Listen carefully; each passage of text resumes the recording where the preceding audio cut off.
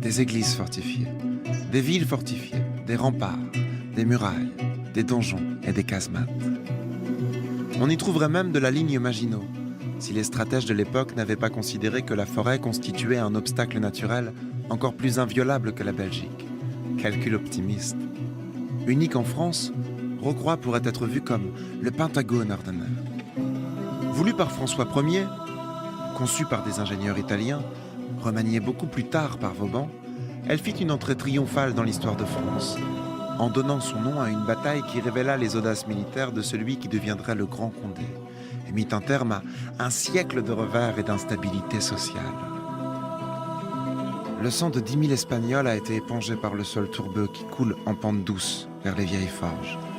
Un lac de retenue au beau milieu de la forêt et dont les rivages, conçus pour le repos du guerrier, sont aménagés en plage, en base pour les navigateurs tentés par des traversées plus ou moins en solitaire ou en poste pour les pêcheurs de carpes, de brochets, de silures ou de perches. C'est un des rares endroits où il peut être affirmé que l'eau se noie dans la forêt.